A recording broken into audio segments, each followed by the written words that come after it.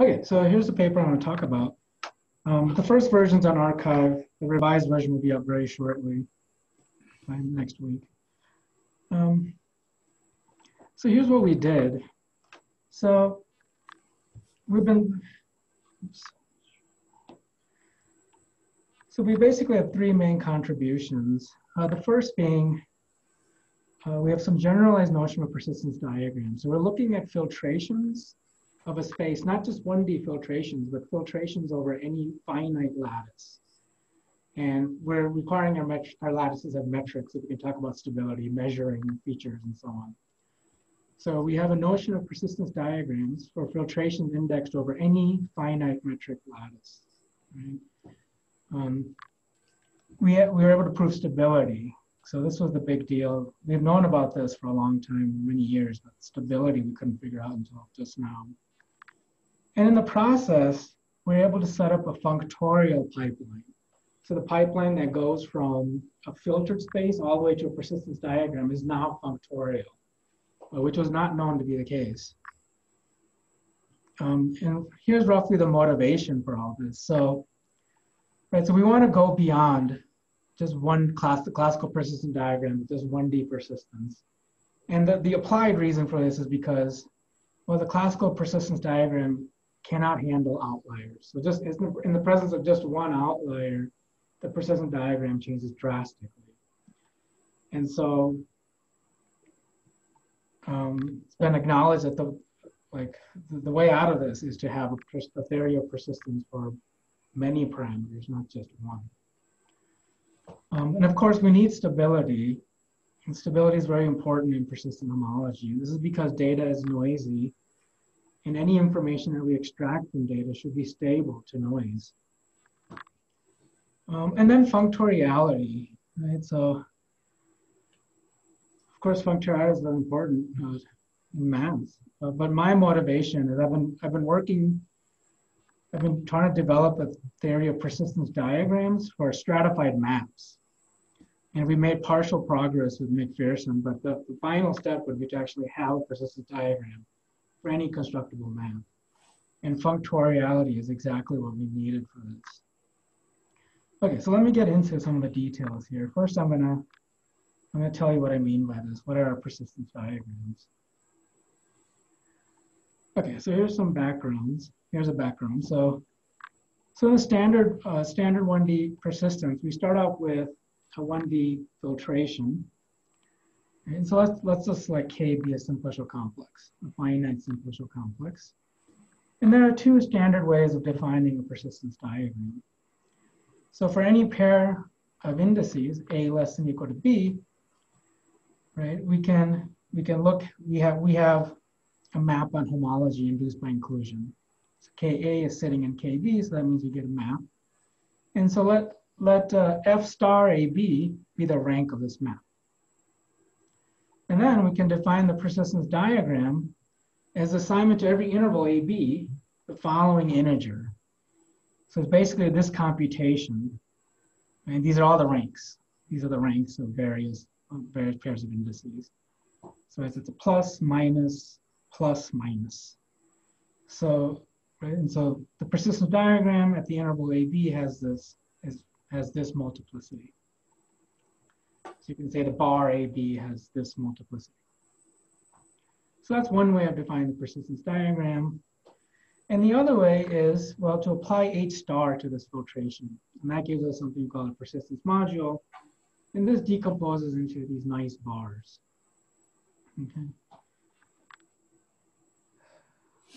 So they give equivalent, right? They both result in the same persistence diagram, but the definitions are very different. So, okay, so, right, so we want to extend persistence to multi-parameters setting and we want stability. And we've known for a while now that this indecomposable way of thinking about it just does not generalize. It does not generalize beyond field coefficients, and it does not generalize beyond 1D, except for special cases. There are special cases.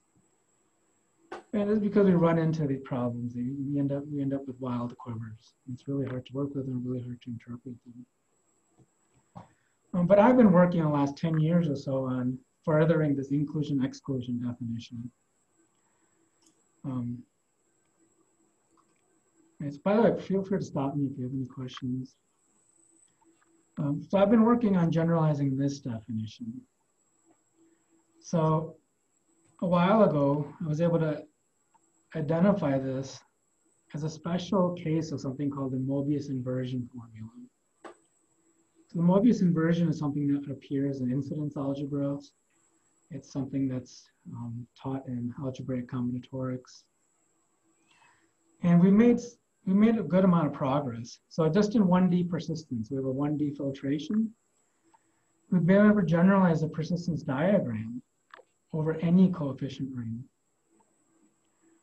You find that in this paper. And not only that, we were able to prove with my student McCleary that we have bottleneck stability in this more general setting. Right? And now in this talk, I want to focus on filtrations over any finite lattice. And then we can use the Mobius inversion, the theory of Mobius inversions, to actually generalize a to define a persistence diagram in this setting. We're able to prove stability, which of course is very important for any kind of application. And it turns out it's functorial, the entire construction. Okay, so just an introduction to lattices. A lattice is a poset with joins and meets. A finite lattice has a unique minimum, and it's going to have a unique maximum. And then if we have two lattices, we need to talk about a structure preserving map. So bounded lattice function is an order preserving map. So preserve the order. It takes the bottom to bottom, top to top. It preserves joins, preserves meets. So that's a bounded lattice function. And we'll need a metric so we can talk about the persistence of these things. We'll need some notion of distances between elements in our lattice. So we say a metric lattice is a lattice with an extended metric. And we want it to be extended so it's consistent with usual 1D persistence when we talk about the infinite bars. So we need this to talk about infinite bars. So all our metrics will be extended. And then if I have two metric lattices, P and Q, and then I have a bounded function, structure preserving map between them, then there's a standard notion of distortion that comes out of metric geometry. So we have a notion of a distortion of alpha. And what it does is the following. It takes a max over all pairs A and B. So we look at the distance between A and B and P and compare it with the distance of their images, alpha A and alpha B in Q. And so we just take the difference. So that's distortion.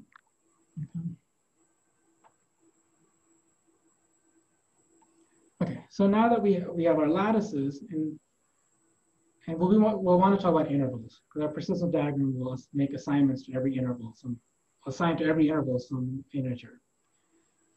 So given P, a metric lattice, we'll need this. P bar will be the lattice of all intervals.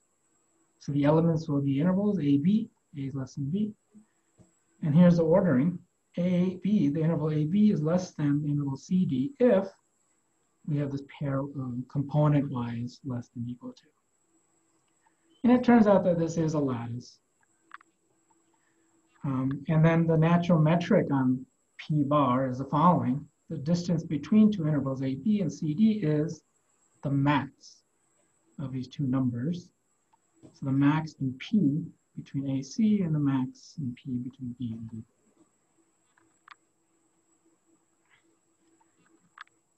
And it turns out this interval construction, going from P to P bar, it's functorial. So given a bounded lattice function, it induces a bounded lattice function between the interval lattices. And this alpha bar just takes an interval to the interval alpha A. Okay, and then we also have a notion for distortion between, and so if I give you an alpha bar, mapping P bar to Q bar, well, there's a natural notion of distortion here. And luckily, the distortion of alpha is the same. It turned out to be equal to the distortion of alpha bar. Okay. Right, so that's our setup. Well, once we have metric lattices and maps between metric lattices, now we'll consider filtrations indexed by lattices. Oh, actually, before I get there, this is just an example, maybe. I don't know if it's necessary, but so here's a lattice P. It's got 4 elements. This is the Hasse diagram, so the order is going up. And then here's another metric lattice Q. Actually, the metric doesn't matter right now. But. And here's alpha. It's a structure preserving map. So what it's doing here is taking A, the red, A and B, to P, and C and D to R. It's order preserving. And then here, right, so here's P bar, which is, we took P up here, and this is the lattice of intervals corresponding to P. We have all the pairwise intervals in here, and this is the ordering Hasse diagram that we get. Same here, we took our Q, and this is a lattice of intervals on Q. And then it induces a map alpha bar. Right? So, it's a bit complicated. Here's what's going on. I'll be coming back to this over and over again throughout my talk. Okay. Okay, so we have lattices now, maps between lattices, lattice of intervals, maps between lattice of intervals. Okay, so here's an outline for the rest of the talk. So let's say we have a functorial pipeline for persistent homology. So here's the pipeline. So the first category will be, so we're going to fix some simplicial complex K. In this category, the objects of this category will be filtrations of K over finite metric lattices. Okay, so the finite metric lattices will vary, but the K is fixed. And then we have morphisms between them. I'll describe them later. The second category is a category of integral functions over interval lattices. So the objects will be maps from interval lattices into the integers. And it'll be, they'll be monotone. Right? So as I go up the lattice, the numbers that I'm assigning to them can only increase, not decrease. Just say it's non-decreasing. And then the last category, this is our category of persistence diagrams. This will assign, so the objects will consist of interval lattices with integral functions. So to every integral lattice, we'll assign, to every interval lattice, we'll assign a function. So it's basically, yeah, I'll get more into this later. But this is basically our category of persistence diagrams. And then there are 2 functors. The ZB star we call birth death, Z for cycles, B for boundary. And this is inspired by the work of Henselman and Grice. And then the last functor is the Mobius inversion functor. Okay. So basically, I want to walk through this today, right now. Okay, it's category of filtrations. What is this thing? Okay, so first of all, so let's suppose we have P, a finite metric lattice, and we're fixing some simplicial complex K. And we'll call a P filtration of K just a functor from P into this delta K. So delta K is just the category of subcomplexes of K. So delta K consists of subcomplexes of K and just inclusions between them. And so basically to every element in the poset, I'm assigning a subcomplex with the condition that at the very top of the lattice, I get the entire simplicial complex. So P filtration is just a filtration of K indexed by this poset, lattice P. Okay. And now, suppose I have two of these. I have a filtration F indexed by P. I have another filtration G indexed by Q. What's the morphism between them? So here's our definition. A morphism from one filtration to another is some alpha. So alpha is a bounded lattice function satisfying the following axioms. If I take any A and Q, I want GA of that. G is some subcomplex of K. I want GA of that to equal FA star, where A star is maximal element in this preimage. So I'm taking the preimage along alpha of this interval, bottom to A. Okay. Right. So this, it may seem arbitrary, but it turns out that this is like a simple way of saying that this is G is the left con extension of F along alpha. So the morphisms are basically con extensions. And so here's an example. So again, this is the lattice map from the previous example.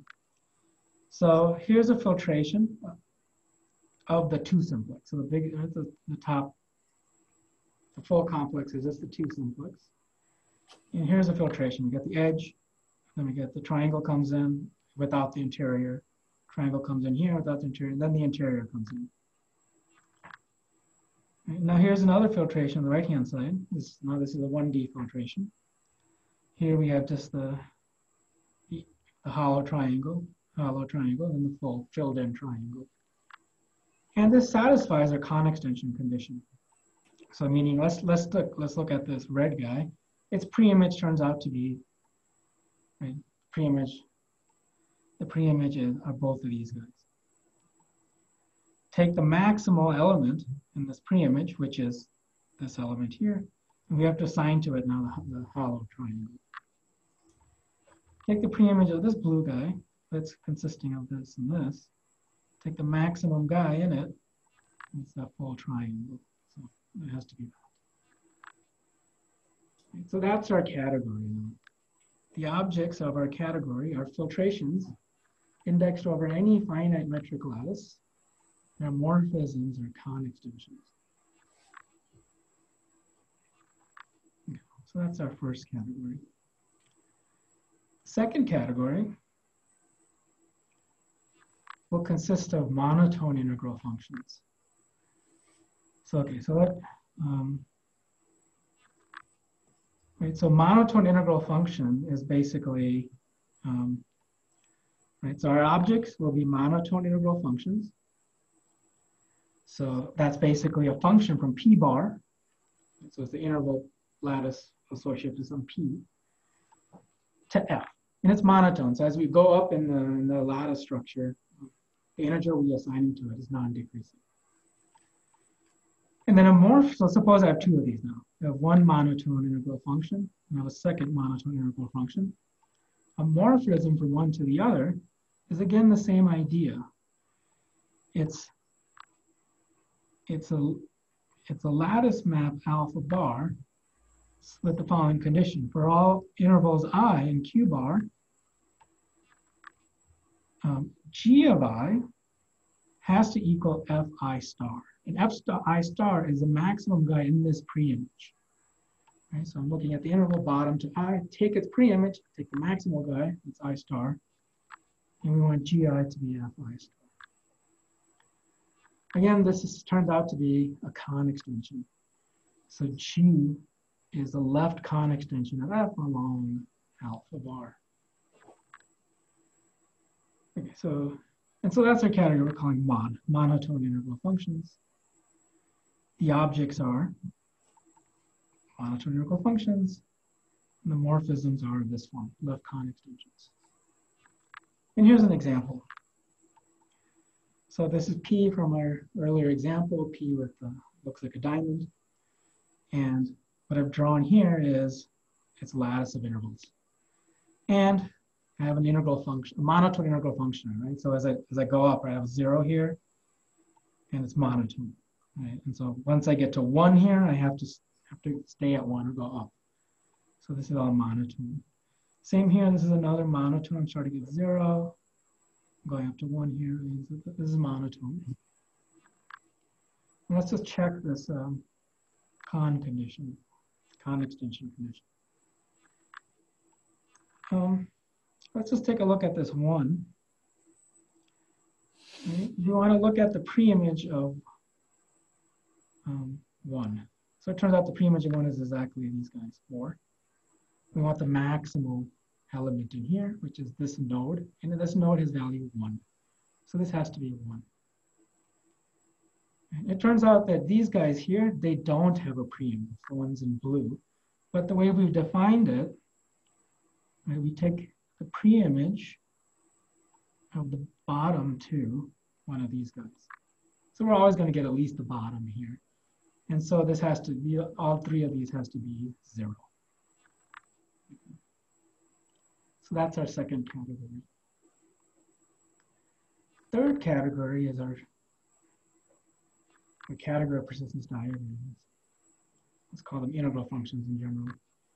So the objects of this category consists of just integral functions. So P bar is the lattice of intervals associated to some lattice. And it's just, we're just assigning it to, just map, just a function to Z.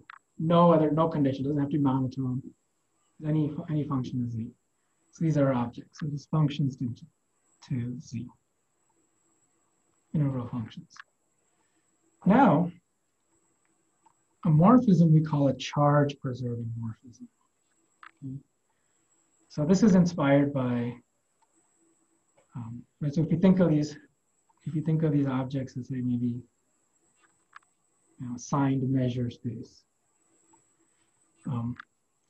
then we want our morphisms from sigma to tau to be charge preserving. We want to preserve these charges. If you're thinking of just 1D, this classical persistence diagrams, we want to preserve multiplicity. Right, so the classical persistence diagram, P bar would be the lattice of intervals associated to a totally ordered lattice. And same with Q bar would be the lattice of intervals associated to a totally ordered lattice. And charge preserving morphism is the following. So charge preserving morphism is a triple. We're going to go from sigma to tau. It's given by some alpha bar. It has the following condition. So if I look at an interval I and Q bar, that's not the diagonal.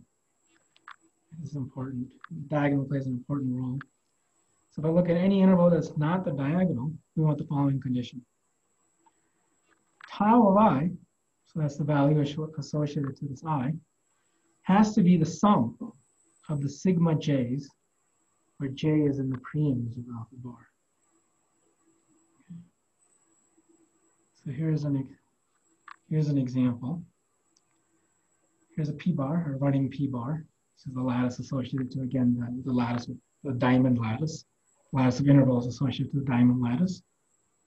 This is the lattice of intervals associated to the totally ordered lattice, really just 3 elements. And this is, we're looking at just an integral function. There's no ordering, it's not monotone. And we've got a -1 here. So it turns out in classical persistence, we never see negative multiplicities. In this setting, we will. And again, here's an integral function. It's not monotone. We've got a 1 here, and then we go to 0. But it is charge preserving. This map is charge preserving. So let's look at this node. The preimage of this node are these 3 nodes.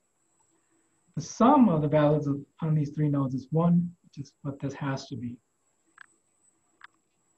Let's look at this node. The preimage of this node are these blue guys, -1, 1, 0. The sum is 0. So this is a morphism in our category. We have integral functions, and we have this alpha bar is left con extension. Sorry, not left con, it's charge preserving. It's charge preserving.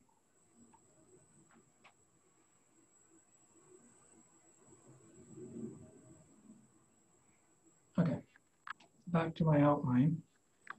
So we have our three categories now. Category of filtrations, category of monotone integral functions, category of just integral functions. And now I want to describe these functors. And we call this the birth-death functor, which comes out of work from Henselman and Grice.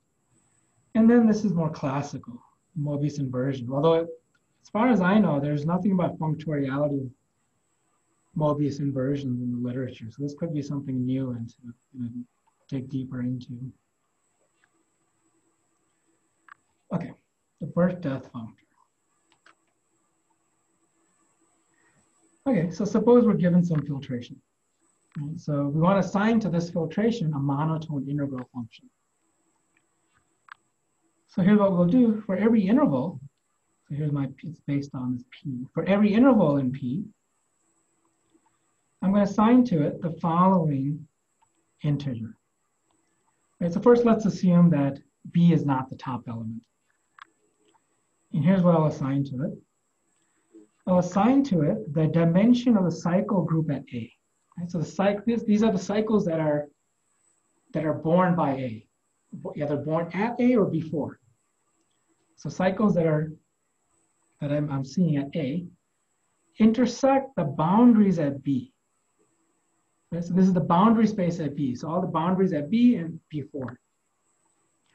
And this intersection means I'm looking at cycles that were born at or before A and died at or before B. And I'm just going to take the dimension of this intersection. And I'm working over fields. These are all vector spaces. Well, we can generalize. Stuff we've done allows us to generalize beyond vector spaces. Okay. Now for the second case, suppose that the end of the interval is top. Then we want this assignment. We're going to assign to the interval AT the dimension of the cycle space at A. So cycles that were born at A or before. And the reason we do this, we have a special case for top, is because we want to count the cycles that are born but never die. Right? We want to see those cycles that are born but never die. And this is how we have to do it. And so this is what we call the ith birth-death function, because we're looking at I cycles and boundaries. Ith birth-death function. Let's call it f sub I. Okay. So here's our running example. So this is the example we've seen now, this is a filtration preserving morphism. So morphism in our fil K, our first category. It turns out if we apply this birth-death functor, you get a morphism in the second category, monotone integral functions. Okay, so let's look at this. Let's look at this interval from here to here. It actually corresponds to this node, this interval here, this node. So this interval here is actually this node in this interval, in this lattice here. Okay, so let's do this computation. The cycles here, so we're looking at one dimension. One-dimensional cycles here, there's nothing. Intersect one-dimensional boundaries here. Well, it's just going to be 0. Let's look at this interval here, from here to here. That corresponds to this node in the lattice of intervals. Let's look at the one-dimensional cycles here. Right, so we're looking at the cycle space, the entire vector space, one-dimensional cycle space. Intersect the boundaries we see here. Well, this one cycle turns into a boundary here. So the intersection is one dimension. I'm going to put a 1 here. And it turns out that this is monotone. Right? There's a really nice kind of insight by Henselman and Grice. It's a really nice function. It's monotone. And we can do the same thing here. So this is the monotone integral function associated to this filtration. And it turns out to be functorial.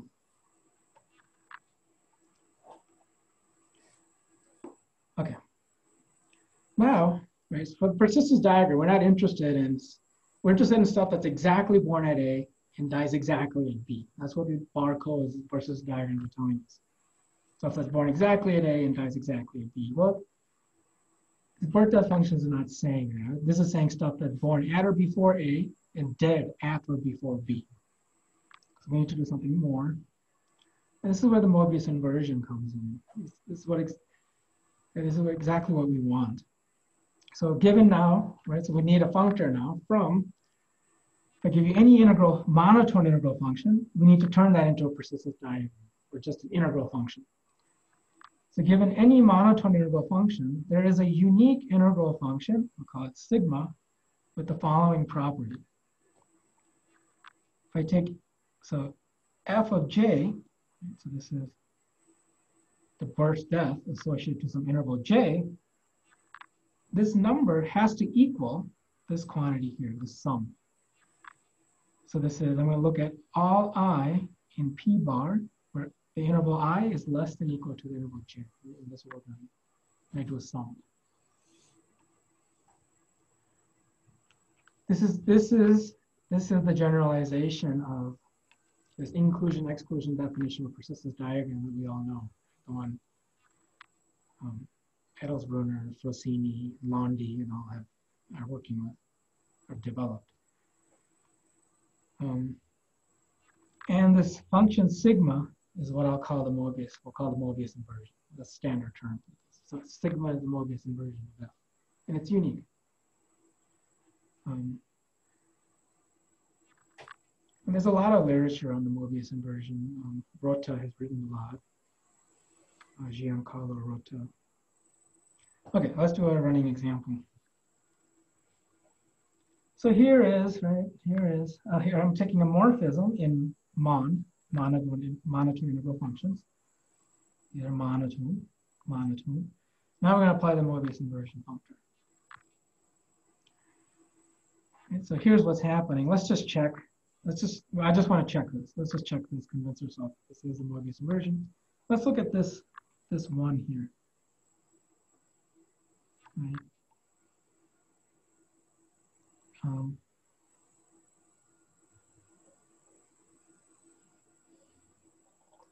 on, what do I do? Yeah, let's check this. Wait, all right. Let's look at this. Here's our J. This is my J. Let's look at J as this interval. Well, we've assigned a 1 to it. Well, that better equal the sum, right? So let's look over here. Now I'm going to do a sum over everything below it. So here's everything below it, so everything. Do a sum, I get -1 plus 1 is 0 plus 1. There you go, that's 1. Let's look at this here, 1 here. Well, let's look at everything below here, right? Let's do a sum. That's 1, okay, that agrees, that's good. All right. So this satisfies this Mobius inversion formula. And so, okay, so one thing to notice here is that, right, so this is what I'm calling the persistence diagram now. Right, so this came from a filtration, the diamond filtration. We apply the birth depth functor to it, this is what we got. And now we apply the Mobius inversion functor to it, and this is what we got. And this is what I'm calling the persistence diagram of our original filtration. Notice the -1. Right, so there's something new, it doesn't happen in ordinary persistence.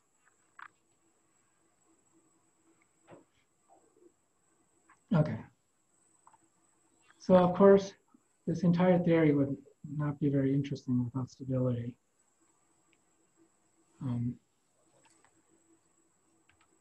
So it turns out there's a natural distance in all 3 of these categories.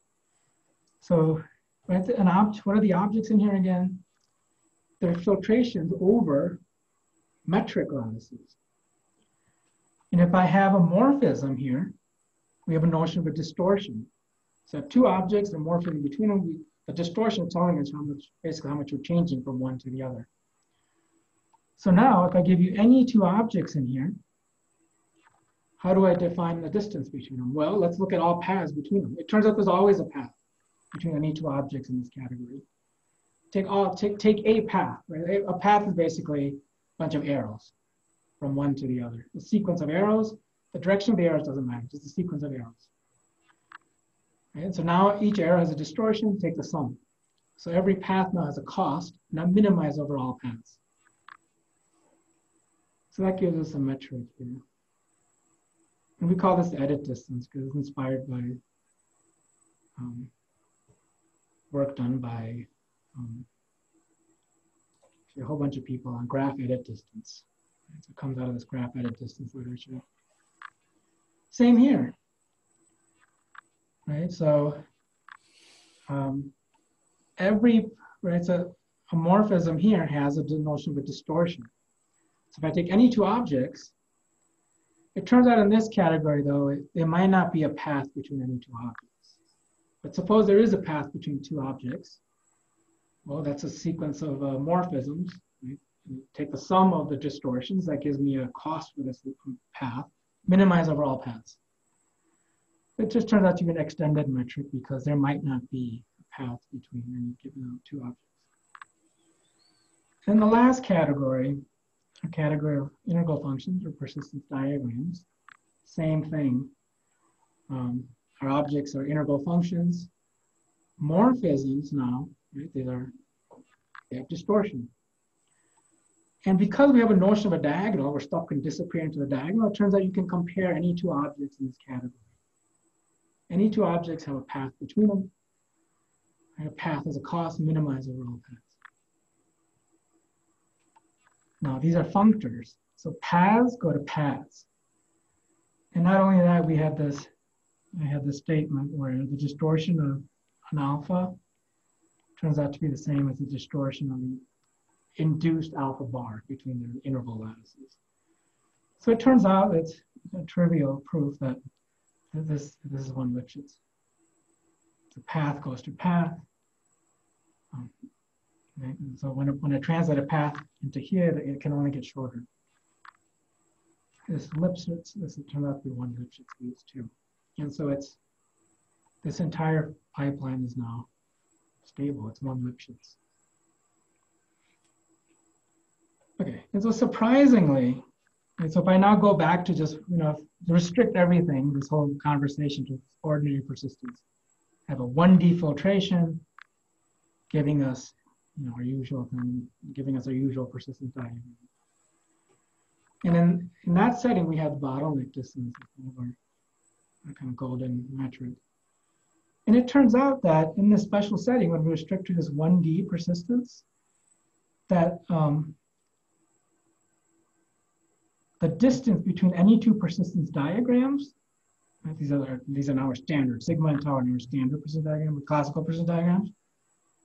The distance between any two classical persistence diagrams, sigma and tau, is upper bounded by twice the bottleneck distance between them, and lower bounded by just the bottleneck distance. Right, so it turns out this edit distance that we're calling is strongly equivalent to bottleneck distance. So they're closely related. They're almost the same. The idea that's not kind of high level. They're doing the same kind of thing. And we're producing these charge specific morphisms. They're kind of like matchings.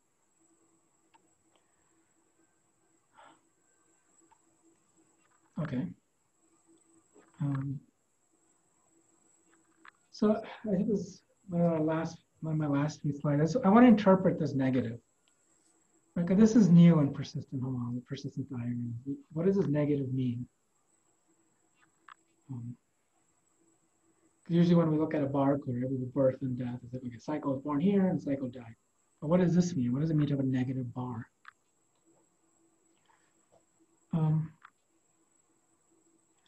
So let's just walk through this example. So here what I'm doing here is looking at a filtration of just the one simplex. Right? So this is the total complex is just the one simplex. I have the left vertex comes in here, the right vertex comes in here, and the edge comes in. Or I can go this way. If I go this way, both the right and the edge come in at the same time. And now this is I'm looking at zero-dimensional homology.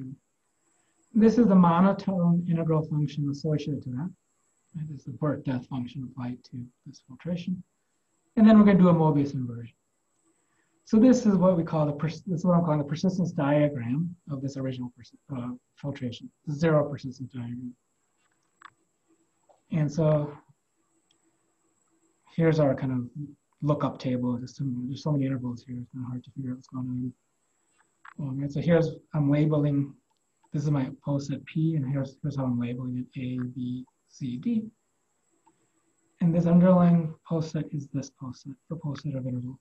Right? So AA, this is AA is we're assigning it 0. DD, we're assigning it 2, and so on. And here DD, we're assigning -1. Okay, so let's do this translation. Let's look at this. Sigma AD equals 1. Here's AD, and we're assigning it 1. What does this mean? Sigma AD equals 1. This represents the 0 cycle that is born at A.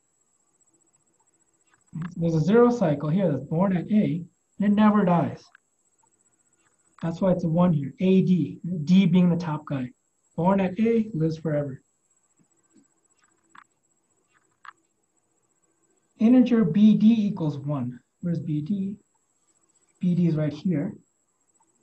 We're assigning it 1. What does this mean? Represents a 0 cycle that's born at B. Right? Here's B. Well, there's a 0 cycle that's born at B, which is this left endpoint that came in. And it dies at D.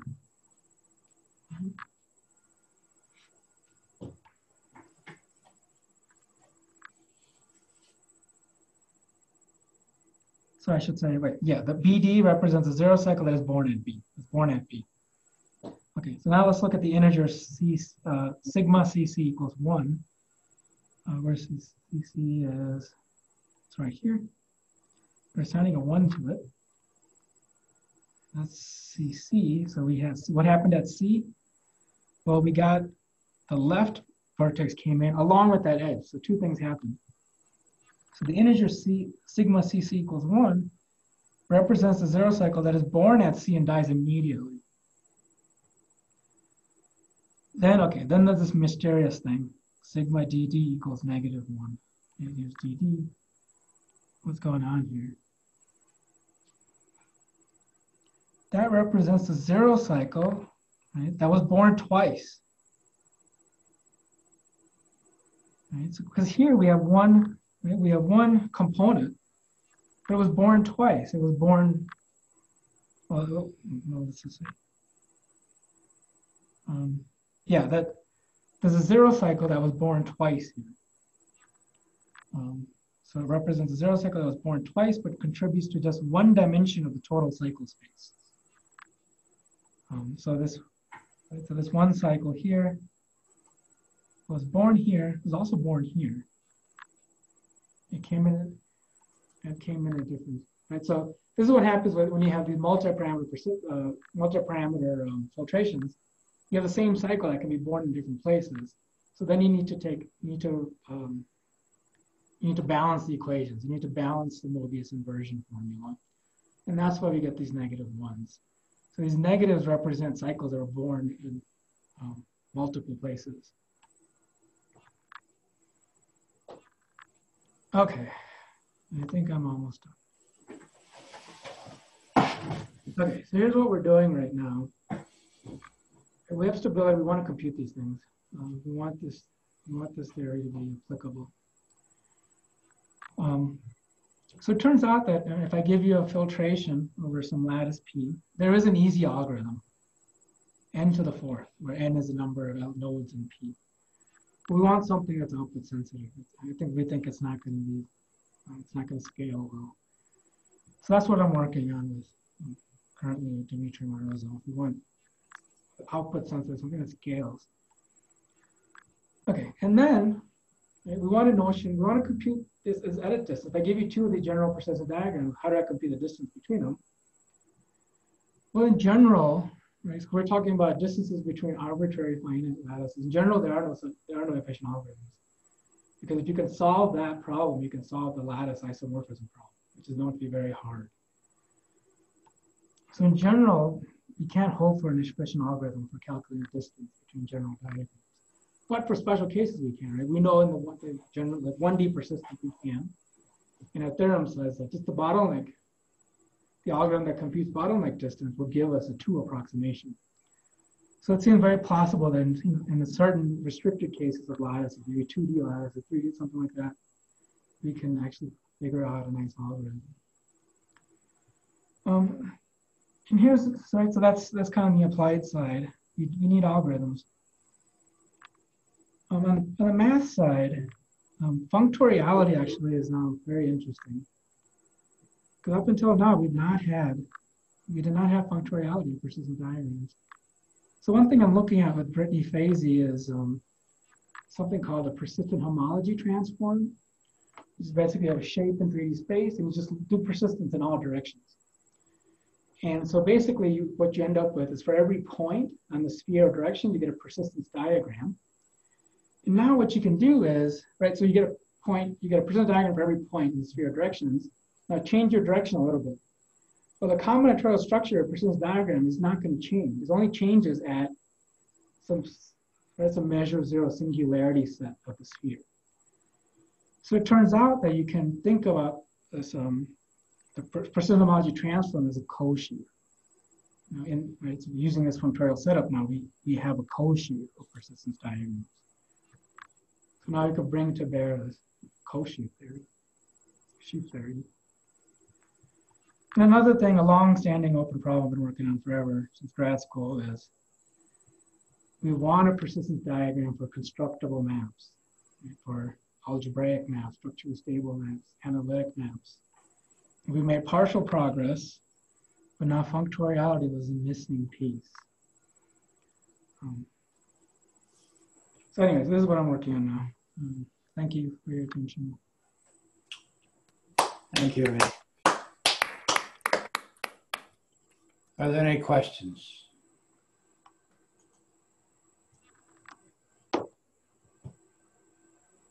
Not hearing any.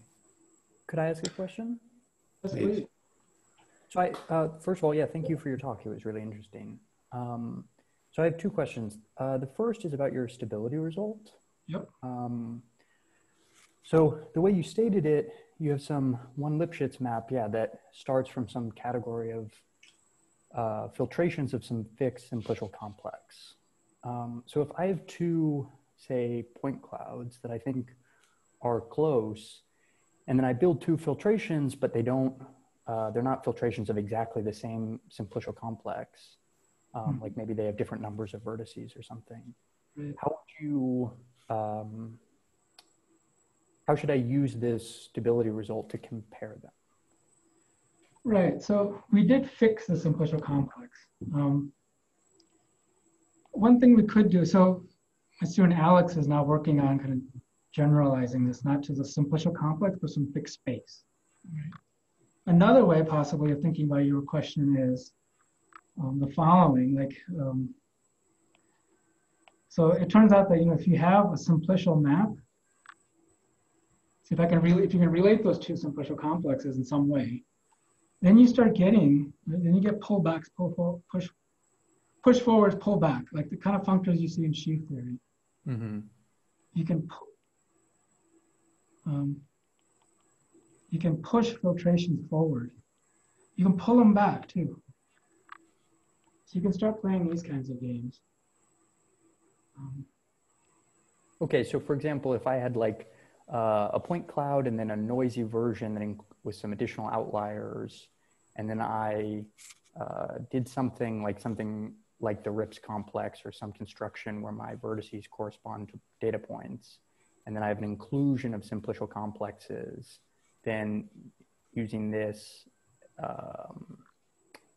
and I ought to be able to get some kind of stability results. Or is that still sort of future work?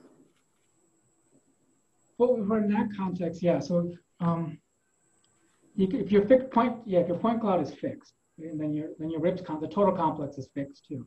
Right. And then you can talk about moving these points around, and then you're still in this framework. Assuming your data is fixed, your point cloud is fixed. If it's not fixed, then I think you have to do something like this, which I haven't worked out, but I know all the stuff is there. Okay. Okay, yeah, that's very helpful. Thanks. And then, sorry, one quick extra question, if I can. Can you show the example at the end with the lattice with 4 positions? The very last. Yeah. So this is maybe like an unfair question because so if you don't know off the top of your head, you know, just, but let's say I had a slightly different example where at the bottom, I have an empty set, and then on the left and on the right, I just have a point. And then that goes to the same point at the top. So I just have one point, but it's born at two different positions. Do you happen to know what you get? You're gonna get a negative somewhere for sure. Okay. Yeah. But maybe, so I see, like in this example, so I see that something's born twice, so I get 2 1s for those, and then a -1 somewhere else to indicate that. Exactly, right. Just to balance out the Mobius, the formula, right? Yeah, so that, yeah, exactly. That's a good point. That's a much simpler example to illustrate what I was trying to illustrate. Yeah. Anytime you have stuff that's born twice, you're gonna have negatives. Okay, that's very interesting. Thanks a lot. Mm-hmm. We have a couple of people with hands up. There's Pigwee, I think. A guy. Yeah. I'm not sure how to pronounce the name. I can't hear you. Can't hear you. You can't hear me? Pegway, maybe you have to unmute yourself. Yeah. But then there's also Renee Corbett. You have a question? Yes, can you hear me? Yeah, I can hear you, Renee.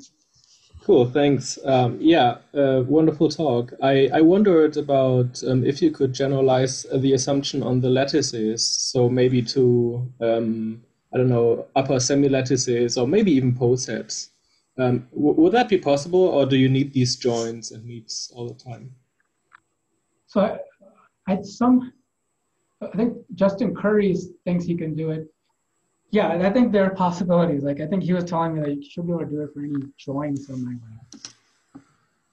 But the key is like the functoriality of the Mobius inversion. So we have there's a proof that the Mobius inversion formula is functorial. So any generalization lies in that. You have to generalize that and pick that apart. So it seems like you can generalize it to any join semi-lattice, but I haven't worked too hard on trying to. Okay, cool, thanks. Yeah, mm-hmm. Are there any other questions? Yes, I have a question. Yeah. Okay, there you are. I would like to know if there are some real life application of the persistent diagram over lattices. The multi, yeah, I mean, the standard application, we want to understand, and we want to analyze data with outliers. So I have a discussion of this in the new version, which will be out soon. But right, so we want a 2D filtration, right? So we have some point cloud and perhaps they're outliers. So one way possibly is to use this distance will measure formulation that Chazal, Canton, and I forgot the third author. Distance will measure, I think, is a really nice setup. So you basically think of your point cloud as a measure, and then you measure distances using the washers. I don't know, but you can use this kind of setup to filter in two directions: distance and then like mass. So distance to a measure, that paper is a good paper to look at. I think it'd be really interesting to apply that framework to here. And I think a really cool theorem would be like an inference theorem. Right? So use our stability theorem here to show some kind of inference in their setting. Does that answer your question? Yes, it's okay. That's okay. Sorry. Yeah. Okay, Henry has his hand up. Hey, Amit, really nice talk. Thanks for explaining all this. Really fantastic work. I just had a question. I'm thinking of 2-parameter persistence, discrete in both variables, right? And then your barcode assigns a integer to every lattice point, if I'm understanding that correct. Every lattice point in 4D. So every pair of comparable points, I guess, in the plane, you have an integer. So that's sort of the same, the very simplistic rank function has the same structure, right? To every pair of comparable lattice points, you get a rank. So is it correct to say that, I mean, your diagram, from your diagram, you can compute the rank function, but from the rank function, that's not enough to compute your persistence diagram. Is that probably correct?